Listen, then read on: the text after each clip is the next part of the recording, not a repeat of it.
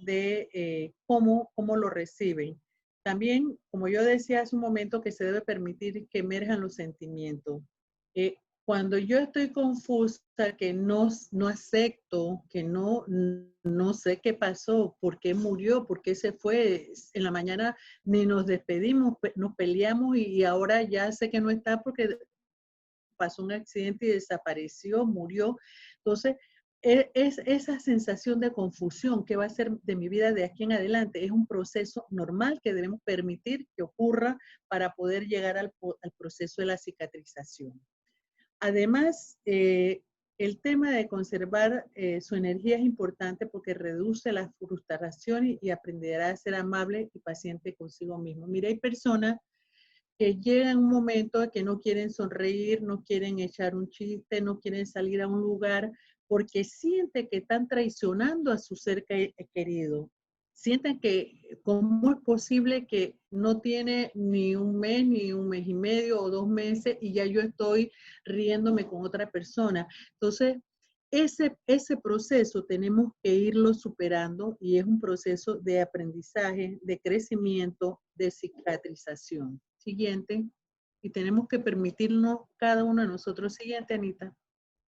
El duelo pasa por varias etapas que empezamos, que es la negación, sorpresa, miedo, que ustedes vieron cuando empezó la pandemia, las personas que decían, teníamos miedo a que a contagiarnos, miedo a no saber qué era lo que estaba pasando, miedo a qué medidas van a tomar. Escuchábamos las noticias de lejos de China, que cuando pasó nosotros creíamos que eso no iba a llegar acá. Estaba por Suramérica, y bueno, eso es porque allá no han tomado las medidas, pero llegó y nos agarró con sorpresa, con miedo, negando que pudiéramos estar en este proceso de lo que estamos hoy. Nosotros como sociedad, porque esto también la sociedad está en un semiduelo también, porque no podemos hacer las cosas que hemos hecho siempre. Pero en el caso de las personas que tienen un familiar y están en esta fase del duelo, hay una negación de no aceptar que se fue, que partió. No lo puedo creer. Después viene una fase de ira, cólera, indignación, resentimiento. Mire, yo he tenido pacientes que dicen, mire, yo no sé por qué se tuvo que morir, es una buena persona, estudió, cumplía con la sociedad, con la comunidad, y sin embargo hay mucha gente por la calle y que no hace nada, que están abandonados, están consumiendo droga y a ellos no les pasa nada. Es decir, que la ira llega a tal grado que estamos viendo de no querer hablar con nadie, de pelearnos con nuestras familiares. Y entonces, en este periodo, por ejemplo, también, si nosotros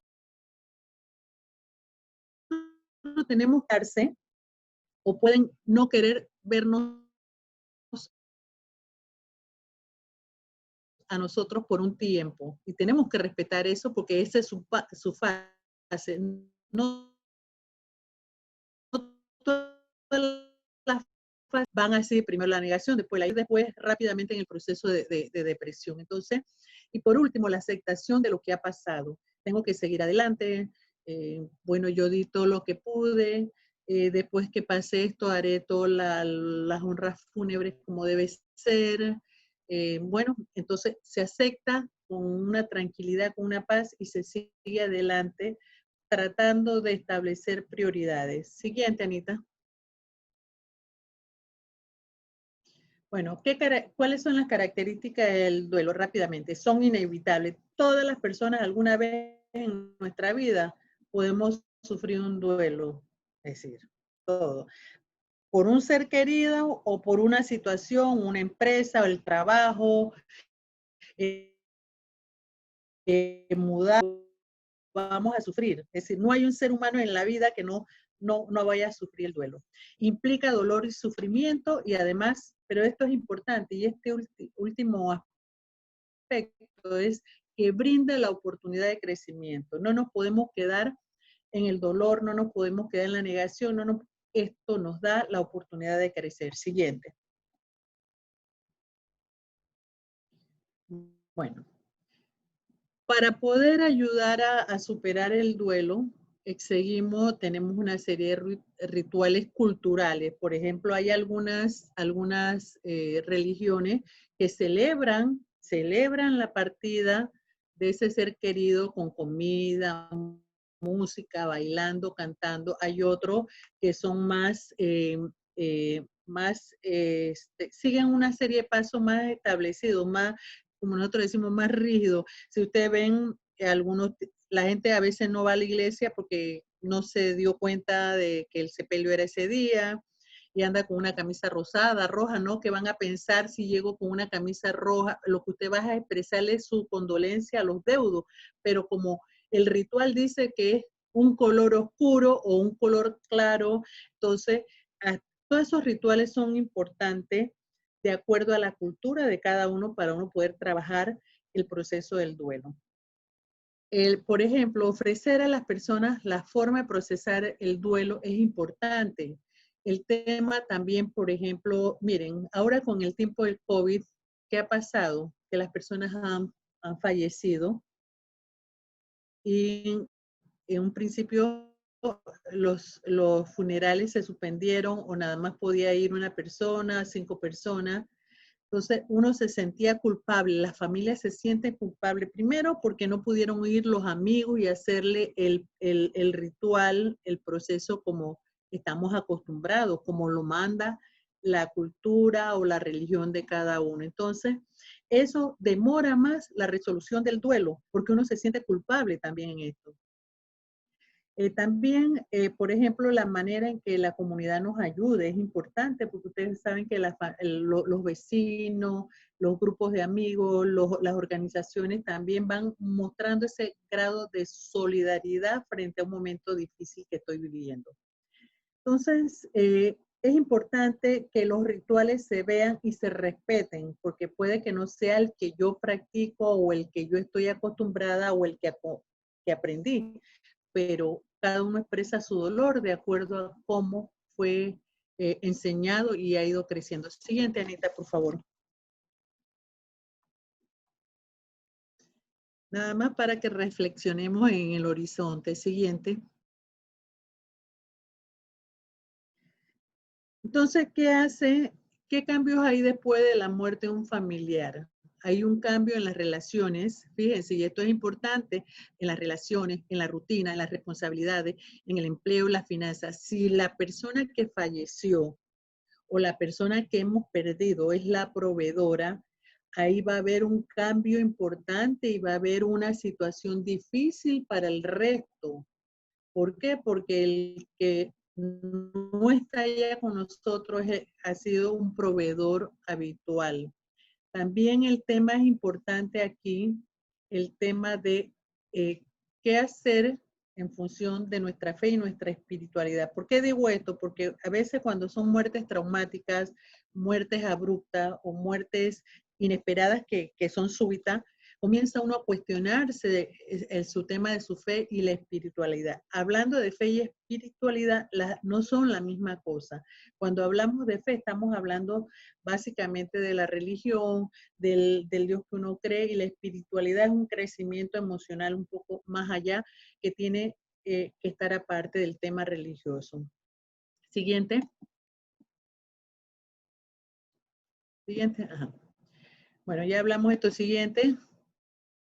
Hay gente que se cuestiona su fe si se murió, y sobre todo si son niños, por ejemplo, hay un cuestionamiento importante con respecto a si mi niño, si mi hijo, si mi adolescente estaba empezando la vida, ¿por qué no me llevaste a mí y te lo llevaste a él? ¿O por qué eso que yo te he hecho? ¿Por qué me castigas así? Entonces hay una pérdida de la fe y un cuestionamiento permanente. Experimentar el duelo que representa. Ya yo lo dije al inicio, no todos lo evaluamos y lo procesamos igual. Eso depende de las capacidades que tenga cada uno en el desarrollo de su personalidad. El duelo a veces se siente por olas. Usted ve la gente que está sentada, a veces están sentadas en grupos familiares echando chistes y eso, y la gente dice, ay, como que lo ha llevado bien, pero en otros momentos se aísla, no quiere que le digan nada, los llaman por teléfono, no contesta. Entonces hay un ciclo en olas. hay periodos de sentimientos dolorosos y muy intensos. Puede sentir que está progresando, pero a veces vuelve y echa para atrás. Hay momentos como la fecha, por ejemplo, la fecha de cumpleaños del que partió, diciembre, fechas importantes, pueden ser punto de inflexión para que nosotros volvamos para atrás. Siguiente. Siguiente, Anita. Bueno, ¿qué manifestaciones? El duelo se manifiesta en 4 esferas fundamentales. La fisiológica, la conductual, que aquí les voy a mencionar 3 o 4 de cada una de estas porque no es el hecho, ahí yo les voy a dejar la presentación para el que las quiera pedir. Hay más enfermedades somáticas, somatiza más, me duele aquí, me duele allá, me vuelve el asma, es decir, que hay aumento de la morbilidad de las enfermedades en el núcleo familiar que sobrevive. Hay manifestaciones que van muy ligadas al tema del estrés, como vacío en el estómago, opresión en el pecho, en la garganta, falta de aire, etcétera. Esas son las fisiológicas. En las conductuales, ustedes ven que hay personas que no pueden dormir, pierden el apetito, están distraídos, no saben dónde dejan las cosas, dónde dejaron la llave, dónde dejaron la cartera. Es decir, que estas son manifestaciones que se van presentando. Incluso cuando en esto de la conductual, fíjese que aquí yo quiero señalarle algo importante. Se muere una persona, se nos va una persona muy querida y el resto cree que el tener la ropa, los objetos de esa persona, ahí hay que sacarlo rápidamente porque si no el vínculo más intenso que había va a seguir sufriendo. Eso lo decide la persona cuándo lo va a sacar, cuándo lo retira. Hay que permitirle ese espacio. No es mi espacio, es el espacio de esa persona que está dolida, esa persona que tenía un vínculo estrecho, una esposa, un esposo. Hay gente que tenía 30, 40, 50 años de matrimonio o perdieron un niño o un adolescente. Entonces usted no puede pedirle que cambie todo radicalmente en los 15 primeros días o en los 20 días o en el primer mes. Tiene que dejar que procese su duelo, su dolor, su aceptación. Siguiente, Anita. Las afectivas. Aquí es importante porque a veces las personas están tristes, no quieren compartir y la gente dice está deprimido. No, hay un proceso de duelo que es normal. Entonces, no confundamos el proceso ese que señalamos en las etapas como, como un proceso ya de patológico, de que ya está deprimido y hay que darle medicamento para la depresión. No, es un proceso de alteración en la parte o en la esfera afectiva. Entonces, en la cognitiva, seguimos con el tema del pensamiento incrédulo, la confusión, la dificultad de concentrarse, que está muy vinculada con esto de la tristeza y todo. Entonces, sí se manifiestan alteraciones en estas 4 esferas. No es que la gente que está pasando un duelo está haciendo algo que quiera hacer o quiere ignorarme. No, hay un cambio a nivel neuroquímico cerebral que está produciendo esta conducta. Siguiente, Anita. Siguiente. Bueno, así se siente una persona cuando a veces entra en una fase de duelo, todo enmarañado, envuelto, pero ahí hay una planta creciendo. Eso, así se debe ver. Estoy dolida, estoy afectada, pero hay un crecimiento que va a haber sobre este dolor. Siguiente. ¿Cuáles son los factores de riesgo? Ya yo he mencionado algunos. La muerte repentina, inesperada, traumática, el suicidio, asesinato, los femicidios, el maltrato, las pérdidas múltiples, personas que han perdido muy seguido familiares, amigos, gente muy allegada. Ustedes ven que hay personas que la abuelita, el abuelo, el tío, entonces en menos de 6 meses se han perdido 2 o 3 seres queridos y eso es un factor de riesgo para que el duelo se convierta en un duelo patológico. no es lo mismo, y aunque nosotros querramos decir que los niños y los adultos y los adultos mayores son iguales, no. Cuando muere un niño, la intensidad del dolor, la afectación es diferente. Uno ama a su abuelo, a su abuela, a su adulto mayor, pero que un niño fallezca trastoca totalmente, incluso se han perdido hasta matrimonios, relaciones de pareja por el tema de no poder superar la muerte de un hijo o de un niño o un adolescente en la familia. También es diferente el doliente en edades tempranas o muy tardías. Cuando uno tiene mucha edad, se piensa que uno piensa que se va a quedar solo, que esa era mi compañera, esa era mi hermana, ese era mi esposo, eso era, es decir, que me he quedado solo. Y cuando es muy pequeño, el sentimiento de soledad y de abandono puede causar alteraciones en esos niños.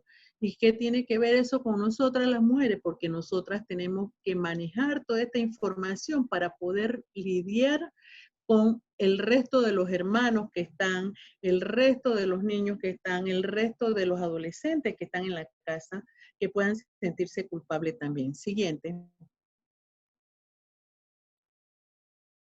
Entonces, ¿cómo se hace el proceso de adaptación? Porque el duelo es una adaptación. Es un camino con un principio y un fin. Comienza cuando tenemos un familiar enfermo, que sabemos que tiene una condición que a final de cuentas, una condición crónica que lo va a llevar a la muerte, o un familiar o un amigo o alguien que falleció abruptamente. Ahí comienza el proceso del duelo con todas sus etapas, pero debe tener un fin. El fin de la adaptación no significa que yo me voy a olvidar de esa persona. No significa que para mí ya borrón y cuenta nueva. No, el fin es de superar ese dolor acompañante, porque yo siempre voy a recordar a mi ser querido.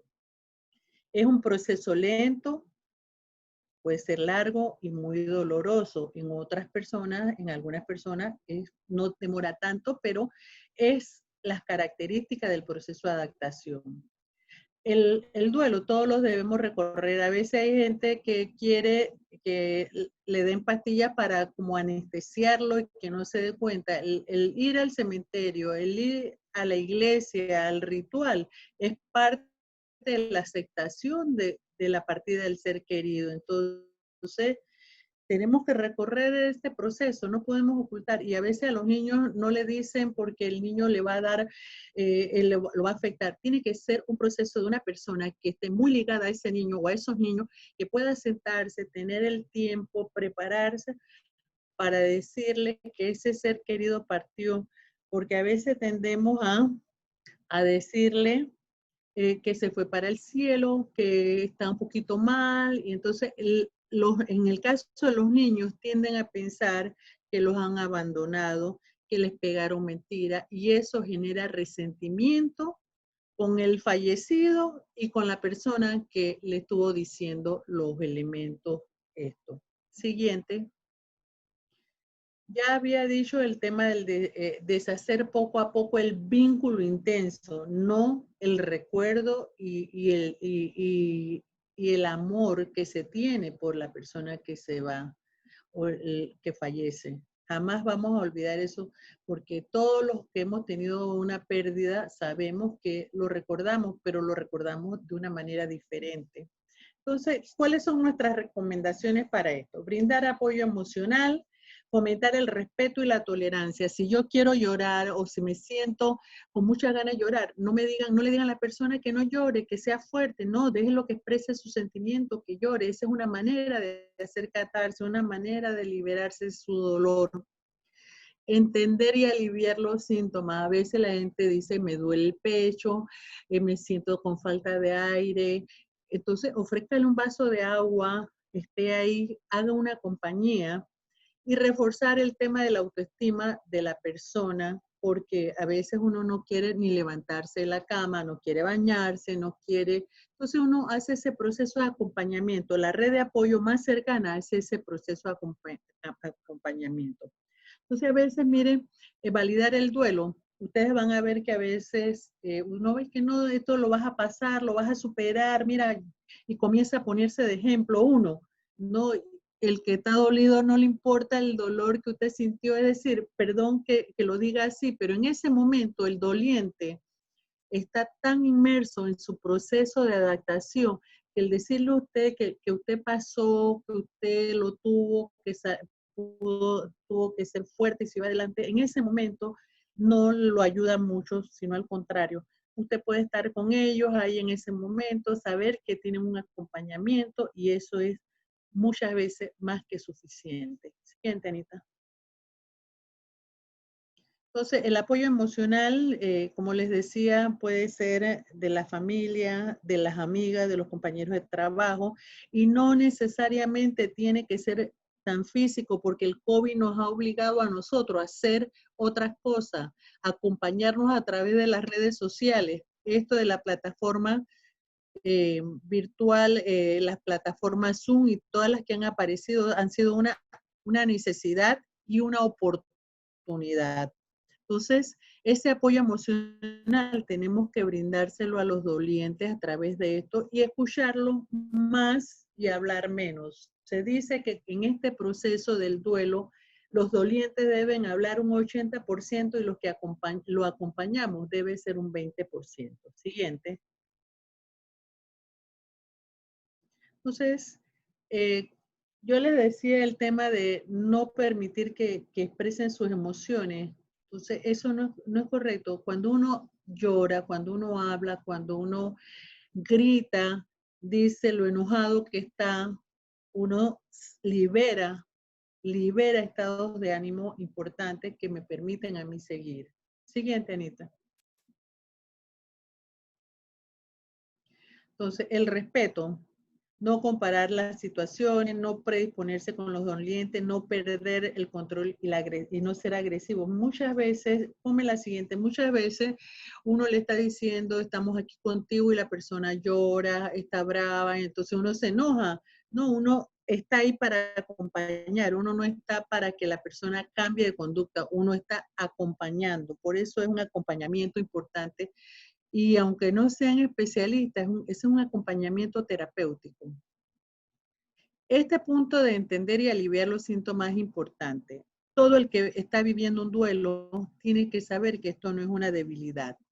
Además de eso, no le debemos restar importancia. No importa que fue un primo, a lo mejor ese primo representaba una mayor alianza emocional con el doliente que un hermano más cercano o un hermano. Entonces, no le restemos importancia al proceso que está viviendo la persona y facilitar y promover el reconocimiento de expresiones encubiertas. A veces, por ejemplo, toman alcohol que mencionamos hace un momento o comienzan a dolerle aquí y allá que tienen que ir al médico, pero es realmente la expresión de un dolor emocional.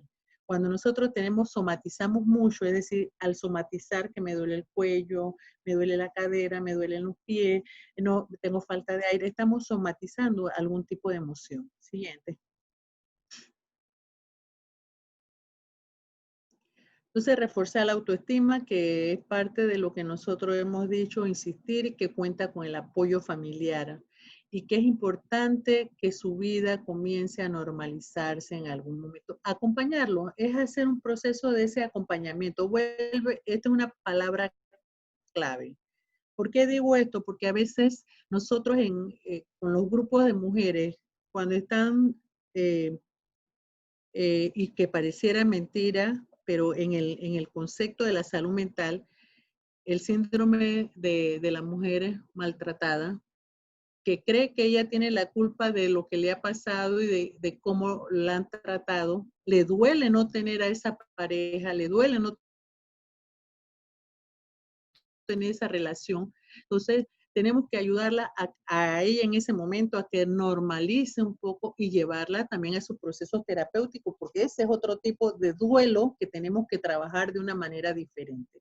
Pero nosotros tenemos que ayudar a reforzar al doliente el tema de su autoestima, porque esto es fundamental para el proceso de finalización de la adaptación. Siguiente, Anita. Siguiente. Bueno.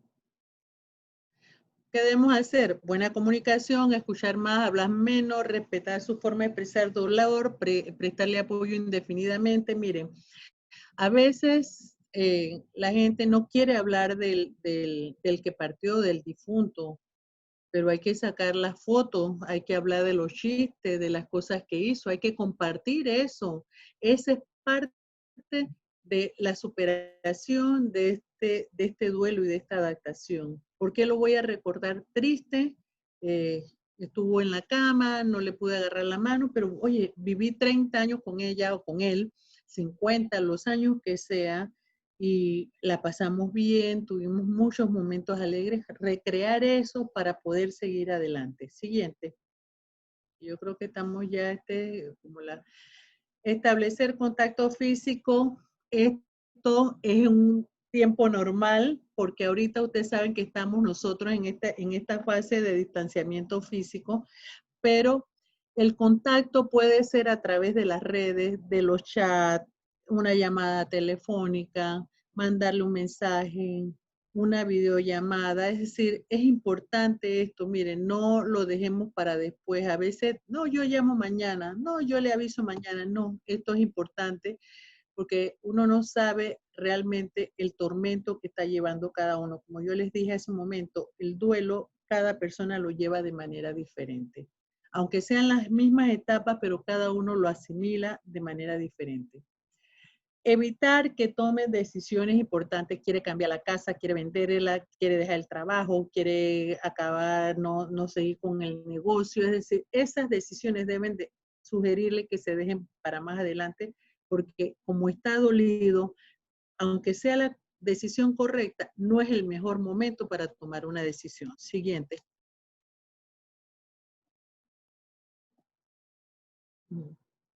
Siguiente. Bueno, y sobrellevar el cambio, hay que tomar tiempo para hacer decisiones, pida y acepte ayuda. Este es para ya el doliente. Si me siento sola, yo puedo hablar con una persona que yo quiero, que esté más cercana. Debo pensar si escribo, cómo me siento, lo que voy a hacer prioridades, recordar lo positivo, saber que nada de lo que ocurra puede hacer que yo me olvide de esa persona que tanto amé, que tanto compartió conmigo. Y que, por ejemplo, en estos tiempos del COVID, y quiero decirles también que no solamente son los familiares de los dolientes, el personal sanitario, las enfermeras, los médicos, el personal de aseo, todo el personal que trabaja y sobre todo en los hospitales de primera línea, es un dolor que a veces han recurrido a hacer el papel del familiar que no tienen esos pacientes. Entonces, cuando un paciente de esos fallece, no solamente son los familiares que sufren esa pérdida, sino el personal que lo estuvo cuidando, tratando de salvarle la vida. Entonces, es un tema que va a afectar y en todos los países, las enfermeras, el personal de salud mayoritariamente está conformado por mujeres que tenemos que girar la mirada hacia allá, porque después de la pandemia tenemos que darle tratamiento a todo el sistema de salud y de los que estaban en la seguridad, porque sí se van a ver afectados según los reportes que ha tenido la Organización Mundial de la Salud. Entonces, yo lo voy a dejar aquí para ver si hay preguntas, si alguien quiere hacer una intervención, si quiere alguna aclaración. Con mucho gusto estamos aquí a las órdenes. He tratado, este es un tema larguísimo, profundo, pero he tratado de condensarlo para poder intercambiar. Ajá. Tenemos Sí. 10 minutos para las preguntas y la respuesta, doctor. Así que adelante. ¿Nos ayudas a...? Buenas. Buenas. Buenas. Buenas tardes. Buenas. Rosabel. Sí. Hola, Rosabel. Sí, buenas. En primer lugar, Juana, felicitarte. Eres una docente de verdad y yo creo que es un tema de mucho interés y que no solo debe extenderse a nivel de del grupo de FONAMUR. En verdad, yo lo miro como una experiencia que mucha gente, una información que mucha gente la requiere.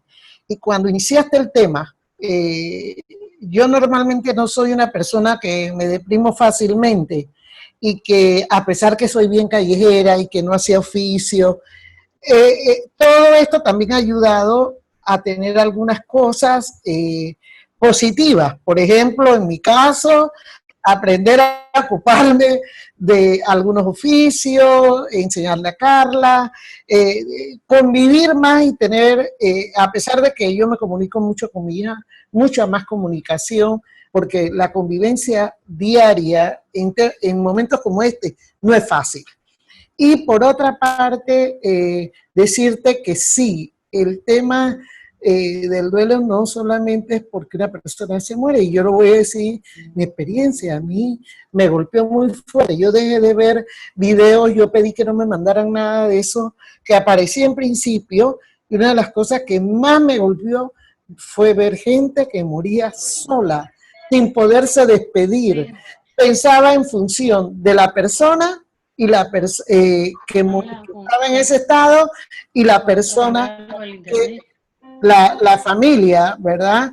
Y de verdad, aquí tú nos has dado una guía, una orientación para algunas personas, porque sí, todos creo que tenemos a alguien que se le ha muerto, incluso en esta etapa, otros en otras circunstancias. Tengo una amiga que se le fue 4 personas así en periodo de 1 año y medio fuerte, su papá, su mamá primero, su papá, su esposo y su hermano.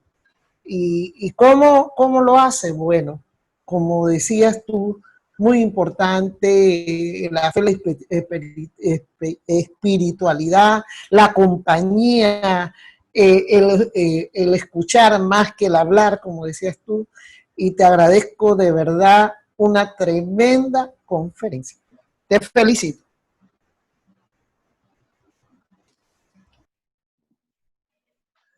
¿Alguna otra pregunta?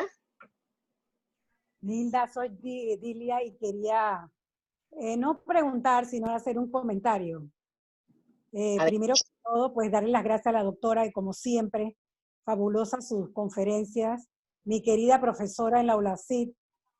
Y una de las cosas que a mí me impactó mucho en este tiempo y que siempre pensaba en ello, era en el momento de la muerte de las personas por el COVID, que estaban solas. Y he leído que los funcionarios de salud que han hecho el papel de familia, le han agarrado la mano, han dicho las últimas palabras, le han dado ese consuelo a ese ser que se está yendo, sin conocerlo siquiera, pero se encariñan, se aferran a esa persona y le dan pues el último adiós. Claro que tienen que verse afectados. Y yo dije, y le he dicho a varias personas, por mi experiencia personal, yo perdí un hijo del cual no me pude despedir. Nunca me pude despedir de él. Y eso es terrible. Terrible si tú estás en tu casa, se llevan a tu pariente, no lo puedes acompañar por el tema del contagio y después te dicen que se murió. Eso es terrible. Y yo sé lo que es experimentar ese sentimiento de no poderte despedir, y para mí yo creo que es lo más triste. Pero bueno, hay un Dios, hay un poder superior que nos dice, que nos da la fuerza para seguir adelante, como lo he podido hacer yo, y he podido poder procesar ese duelo y esa pérdida. Gracias, doctora. Gracias, Didi. Gracias por la invitación a esta conferencia. ¿Alguna otra pregunta? Sí. ¿O comentario? Una pregunta, doctora. Hola, ¿cómo está? Hola. Cuando, por ejemplo, acá en el caso de nosotros se dio un fallecimiento de una mamá de una compañerita, doctora también, y uno que es muy cercano con los niños, siempre quiere estar pendiente, ¿cómo estás? ¿Cómo te va? ¿Cómo uno hace para no sentirse que esa preguntadera o pensar que por estar preguntándole cada rato cómo estás o cómo estás, no lo estás como, no sé, no sé cómo sería. O sea, cómo es la mejor manera de abordar, estar pendiente de las niñas sin sentir que, o pensar de que se van a sentir mal por estar uno preguntándole cada rato cómo están, cómo les va, o es lo correcto, seguir preguntando cómo están las niñas. No, más que preguntarle, uno le puede decir si le gustaría hacer algo, o uno los conoce. Cuando uno tiene ese grado de afecto con esos niños, esos adolescentes, es porque ha habido una cercanía. Entonces, sentarse, hablar con ellos, ver qué están haciendo, preguntarle eso que están dibujando o que están mirando afuera por la ventana, estar ahí. Porque a veces nosotros queremos, son los tiempos nuestros, pero no, hay que permitirle que ellos también hagan sus tiempos. Entonces, si son cercanos, uno puede, bueno, en este caso que la distancia física nos tiene también un poquito Exacto, porque afectados. es el tiempo de COVID. Sí, COVID, en este tiempo de COVID. Entonces, pero sí preguntarle, porque a veces hay que hacerlos hablar sobre ese ser que se fue, en ese caso de la mamá, que hay una relación de apego muy fuerte con la mamá. Entonces, para hablar de las cosas positivas, y si quiere hablar molesto o molesta, también permitírselo, porque uno siente rabia en ese momento, porque él se murió, ¿por qué no me dejó? ¿Por qué no hizo caso? Yo se lo dije que no fuera a trabajar o que no hiciera esto y lo hizo, es que no me quiere. Entonces hay que dejar que expresen eso y preguntarle, no, así, no, ¿cómo te sientes hoy? No, ¿te gustaría hablar de esto? Inducirla, pero que se organice entre los adultos mayores, porque si todos los adultos, perdón, que van a estar ahí le van a preguntar lo mismo, entonces va a llegar un momento que los va a agobiar. Que lo vas a agobiar, porque como uno no... Entonces, ser la persona más allegada a ellos, que sea la que lleve ese primer inicio para poder superar esta fase, que puedan hablar, que puedan abrirse, que puedan llorar, que puedan gritar si quieren, porque hasta eso hay que dejarlo. No, que porque vas a gritar, no deje lo que grite, porque es una manera de expresar ese dolor que lleva. Ajá. Bien. Bueno, María Amparo. María Amparo. Claro, adelante María. Es que como yo los veo acá todos, Ya. entonces yo les menciono. Ahora sí, Sí, ¿ya me escuchan? sí. Todo. Ok, esto ya afortunadamente hasta ahora no he conocido, nada más por referencia a gente pues que se ha ido por el COVID, pero por otro lado, yo tengo a diferentes amigas que me llaman a cada rato en su desesperación de duelo, de que no pueden salir, de que no pueden ir aquí, allá. O sea, me llaman, perfecto, bien recibidas. Yo les trato de decir, bueno, mira, esto va a pasar, hay que acostumbrarse que la vida va a ser diferente. Que tener los niños, hay que de alguna manera también tienen que adaptarse a esta nueva normalidad. Pero entonces, ¿yo a quién llamo? ¿A quién llamo yo para decirle, oye, y eso que yo he estado en este periodo, una semana alternada en 15 días en la casa de mi hija, que he bajado al carro, he ido directamente, he subido, he hecho todo el protocolo de higienización, y la paso bien porque están mis nietos y mi hija, pues no hablamos mucho de esto, sino de la normalidad a la que nos vamos a adaptar. Pero entonces, yo siento que he sido como un colchón y ¿con quién? Yo entonces, después que cierro, hablo con mis mascotas y les digo, oigan, entonces, ¿qué hacemos ustedes y yo aquí en la casa? Me está llamando todo el mundo. Yo no me estoy trastornando, no creo, pero por un lado me siento muy bien de que he podido apoyar a esas amigas, pero y entonces, yo entonces llamas a mi hermana y ahí me desahogo un poco y le digo, oye, me llamó fulana, mengana, pero chuleta, esto es horrible, porque también no sé cómo decir. Motivador. Sí, entonces llamo a mi hermana, pero mi hermana por otro lado también, ella tiene paranoia de salir a la calle, o sea, ella todo le da asco, todo quiere, y yo digo, bueno, entonces, ¿qué hago? Bueno, trato de dedicarme a la lectura, me verán, porque acabo de hacer pilates, hago 2 veces por semana, hago los oficios y le doy duro con ese trapeador como para decirle, a esto es, porque llamo a las muchachas, a mis empleadas, las que trabajan conmigo, y les hablo cómo están y viven en la 24, que yo pensaba ya que viniera una de vez en cuando, pero el índice de afectados subió. Y ahí ven las usuarias. Sí. Hablo con ellas para ver cómo están. Y bueno, les hago algún aporte. De todas maneras, sigo dándoles sus aportes porque no, ellos están todos sin trabajar. Pero entonces, en mi caso, ¿yo qué hago? Entonces, sigo trapeando, haciendo ejercicio, tomo mis Coca-Cola Light, porque no hay otro, ya no me pueden prohibir más. No me pueden prohibir ni una Coca-Cola Light, no. Tengo que tomar mi Coca. Sí, Y mira, bueno, ahí me voy. así es. ¿Qué Sí, hago, doctora? ¿qué Entonces, hace? Bueno, ya tienes una hermana que puede desahogarte un poquito. sí. Estás haciendo 2 días pilates a 3 días porque eso ayuda a relajar también. Escribe, si puedes, aunque tú no seas escritora, escribe. Sí, esa es una buena idea. Si escribe, ve una serie, una película, pero que no tenga nada que ver, nada con muerte, nada con de estas series que dan de detective, nada, una serie un poco más sana, es decir, Sí, yo me y meto en también Netflix. En Netflix me he eso, metido y he sí, visto pero series interesantes. sí.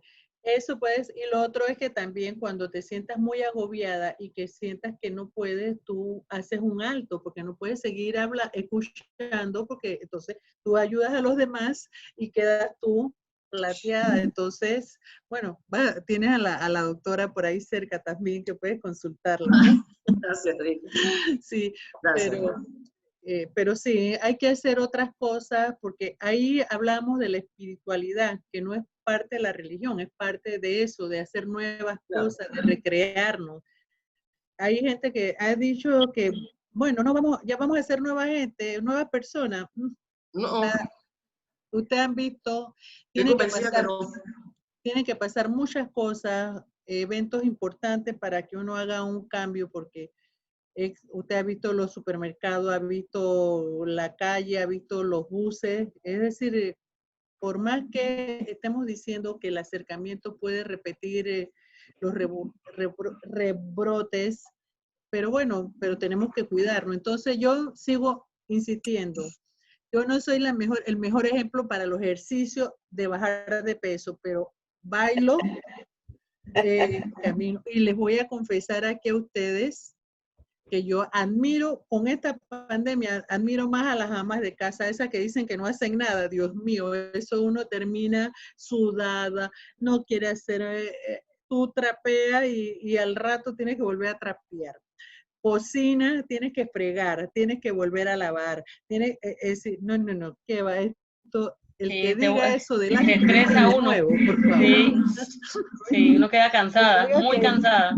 que no hace nada, no, entonces es un parte de esto que yo quería compartir con ustedes y gracias a Parlamérica, Anabela, que estás aquí con nosotros, a la vicepresidenta, a Elia, que me hicieron la gentil invitación. Hoy estoy aquí como psiquiatra, directora del Instituto de Salud Mental. Gracias por esta oportunidad, porque el tema de la salud mental transcurre a partir de la pandemia como parte de nuestra vida. Así que gracias. Hay otros temas, el tema de cómo se ven afectadas las mujeres en términos generales, el tema de los 300 millones de mujeres, de personas que se deprimen en el mundo, las 270 millones de personas que sufren de ansiedad, 50 millones de epilepsia, 50 millones de esquizofrenia, los que consumen alcohol y eso. Todo eso es una carga que llevamos nosotras en la casa.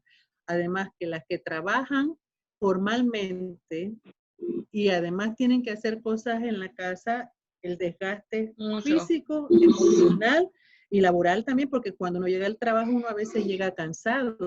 Entonces, esos son elementos que tenemos que ir discutiendo más adelante, aunque hay que verlo como un tema de derecho humano, hay que verlo como un tema de derecho económico que tenemos las mujeres. Entonces, yo quería, porque dice, bueno, ¿qué está hablando el foro de salud mental y de duelo y eso? Pero es que transcurre por ahí, transcurre que las mujeres son violentadas en este encerramiento, están con el agresor en la casa, transcurre con que esos niños menores están siendo violados y están ahí encerrados en la casa, transcurre que se levanta la ley seca y el consumo de alcohol y de otras drogas va por ahí y que afecta y al final de cuentas, ¿quién sostiene mayoritariamente los hogares? Son las mujeres. Entonces, tema de derecho humano, salud integral. Y no hay salud integral si no hay salud mental incorporada. Así que ese es mi aporte en esta tarde. ¿Alguna otra pregunta? ¿Tenemos ya los 10 minutos, Elia, o consideramos? Estamos con el tiempo. Señora Elia, Estamos señora Nilda, disculpa, la señora Luisa creo que quiere hablar, que puso la manito. Luisa. A ver, Luisa. Hola, ¿cómo están? Muy interesante el foro y lo poquito que pude escucharle a la doctora, porque lo cogí un poquito tarde y tenía problemas con el celular para ingresar. Así que saludo a todos y bueno, todos hemos sufrido con esta pandemia de una u otra forma. Y saludos a todos nuevamente. Muy bien. Bueno, en realidad hemos visto, ¿verdad?, que se requiere una atención dinámica en la salud mental de las mujeres, en cuyos hombros descansa el peso de la mayoría de los hogares. Aquí con la doctora Juana, pues que nos ha dado una serie de conocimientos sobre el duelo, pero más que eso, su experiencia en el tratamiento de estos casos. Hemos visto que en esta pandemia no solamente se ha afectado la salud de las personas sin distingo de raza, credo, color, sino que nos ha generado una serie de angustia, de ansiedad, de emociones fuertes, tanto para las adultas mayores, como niñas, niños, familia en general. Y realmente con esta serie de conocimientos hemos visto pues que terminamos dando un breve resumen sobre lo que hemos visto, escuchado, de que esto es una crisis totalmente sanitaria, de que la mayoría de la prevalencia está con las mujeres, que nos da mucha insatisfacción y que nos puede convertir el hogar, ¿verdad?, un lugar peligroso, porque estamos encerradas, porque sencillamente tenemos que convivir a veces muchas con los agresores, que hay una inmensa carga emocional y tras de la que hay emocional sobre la parte laboral, aunque los hombres están usando el teletrabajo y las mujeres, eso siempre en proporción le dificulta más y además de agudizarle el trabajo a las mujeres. Hemos aprendido qué es el luto, a diferenciar qué es el luto y qué es el duelo, ¿verdad? Hemos aprendido cuáles son las causas que nos mantienen con gran confusión, pero que también tenemos que aprender a ser amable con o sea, con la persona y con uno mismo, si es que tenemos el duelo, si lo confrontamos. Hemos aprendido que hay varias etapas, como en las etapas de la sorpresa, como bien decía la doctora, lo veíamos en China y al final yo estaba en Dominicana, yo me acuerdo, yo decía, pero eso es en China. Y al final, aquí cuando yo llegué, ya estaba en Panamá. El tema de la sorpresa, de la negación, de la aceptación, de todo lo que sentimos, ¿verdad?, sobre la frustración, la ira, todo lo demás. Y conocimos sus características, que son, por supuesto, inevitables. Todos nos tenemos que morir, pero claro, no tenemos que morirnos de esa forma, ¿verdad?, que nos implica dolor, que nos implica sufrimiento, pero que hay un camino fácilmente también, ¿verdad?, de crecer a base, y eso hoy lo hemos tenido con la doctora. Hemos aprendido que hay que aceptarnos como este asunto y respetar a aquel doliente, porque también recuerden que nosotros estamos basados en muchas culturas y asimismo trabajamos en nuestros duelos, ¿verdad? Tenemos que reflexionar sobre muchas cosas, sobre los cambios después de la muerte, en el hecho de que nuestras relaciones familiares se van a afectar, nuestras finanzas, nuestros presupuestos, nuestras rutinas, nuestro diario vivir, ¿verdad? Y que tenemos que tener esa fe en relación a lo espiritual, en esa relación con Dios, con el Ser Supremo, con lo que nosotros creamos, ¿verdad?, que es echar para adelante. Experimentar el duelo, sencillamente, pues son momentos como las olas que decía la doctora, como sentir esos momentos tan importantes, como la fecha, los cumpleaños, pero que tenemos que buscar manifestaciones de cómo salir adelante en ese camino, que tenemos que trabajar conociendo que hay formas conceptuales, hay formas afectivas, cognitivas, fisiológicas, y que tenemos también que tener una salida dentro de esa confusión. porque antes de ayer murió mi tía y yo recuerdo, me puse a escribir en el Facebook de mi tía, porque no tenía forma, no podía. O sea, inclusive la cremaron porque no podían, la quieren tener para después. Y yo decía, pero ¿por qué mi prima la va a dejar? Era la última de las hermanas de mi mamá. Pero después entendí que tenía que respetar su deseo, porque ella quiere que todos los demás participemos, porque somos gente campesina que nos gusta hacer nuestros sepelios de una forma y eso hay que respetarlo, ¿verdad? Y que nos hemos afectado todos en diferentes formas, en edades tempranas o en edades tranquilas,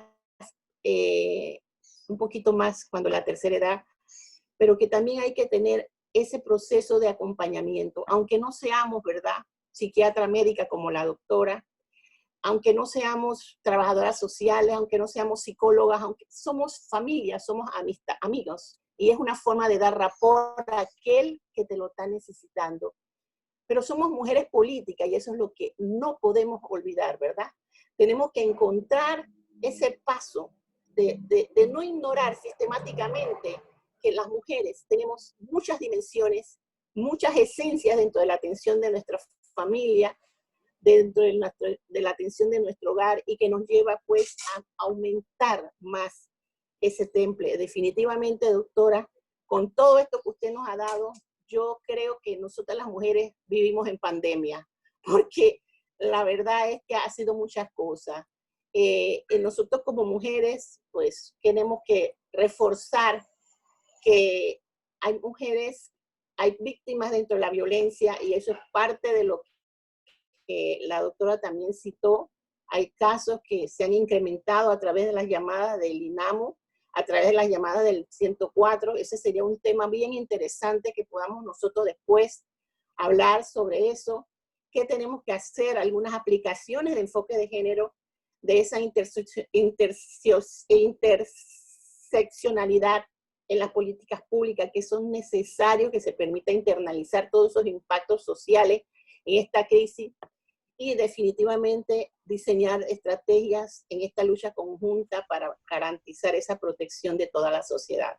Nosotras como miembros del foro estamos contribuyendo a enfocar estos esfuerzos, es por eso que la doctora como presidenta del Foro de Mujeres Partidos Políticos y toda su junta directiva y toda su asamblea y a través de todo lo que estamos logrando con el proyecto de Parlacé, queremos asegurar que las consecuencias de esta crisis va a no abonar un poco más a la discriminación de las mujeres, sino a elevar nuestra voz para protegerlas, para que no estén expuestas a la desprotección y sobre todo a la violencia. Eso es parte de lo que hemos logrado en un breve resumen. No sé si hay algo más, doctora o Elia o Anabela, y aquí dejaría pues yo mi intervención como moderadora. Muchas gracias al equipo técnico y a todo ese sinnúmero de mujeres que he anotado aquí, que han estado presentes en este momento. Usemos los conocimientos que son de gran ayuda. Elia. Bueno, yo nada más quiero decirle gracias a Parlamérica porque nos ha permitido a nombre, hoy yo estoy como directora médica de una institución y por eso ustedes vieron que nuestra vicepresidenta dio las palabras, pero Parlamérica nos ha ese fortalecimiento como institución que ha permitido todo este sistema que es importante. Vamos a seguir con el distanciamiento físico, pero no podemos seguir con un distanciamiento social. Entonces, yo quiero agradecerle a Parlamérica también esa parte que no estaba contemplado dentro del plan que hicimos al inicio, pero que aquí estamos haciendo conferencias regionales, conferencias de salud enfocados con el tema de género. Así que agradecerle nuevamente y a todas ustedes que sacaron tiempo para escucharme, porque ya dice la doctora, de nuevo viene a hablar, ¿no? Pero gracias por escucharme y por darme esta oportunidad, Elia. Gracias. Muchas gracias, doctora. Solamente para pedirles que todas estemos un momentito en pantalla, que Ana nos va a tomar la fotografía, porque regularmente salimos con un ojo para allá y otro para acá, sí. Todas mirando su pantalla. Ana, nos avisa cuando ya está la foto tomada, por favor. ¿Están listas? A ver, 1, 2, 3. 3. Deme un segundito para verificar. Listo, todas salieron muy bien. Gracias. Sí, salimos bien. Está bien, gracias. También está la encuesta, una encuestita que aplicamos en todas las actividades. Y nos gustaría que la puedan llenar y en eso tenemos nosotros para hacer las evaluaciones pertinentes. Gracias. Ana, la encuesta. ¿Les aparece? ¿Les aparece? No. No.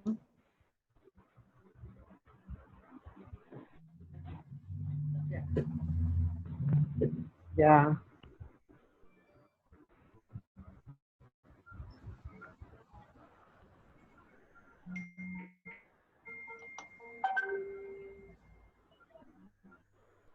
Yo no voy a calificar porque va a salir que wow.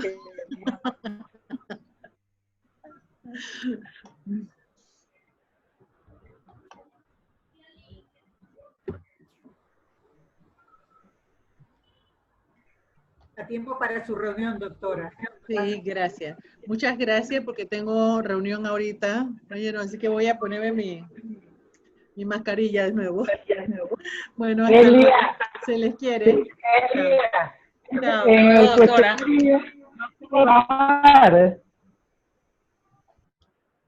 Aló.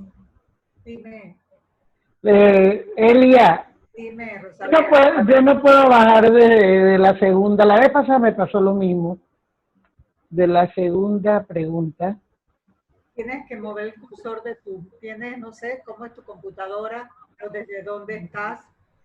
Pero Ya, yo lo estoy haciendo, voy a ver. no sé, ahí ella te permite subir y bajar, si te das cuenta. Sí, pero no sé.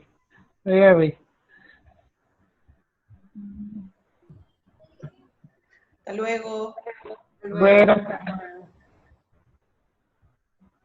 Luego, muchas gracias por la participación. Ujú.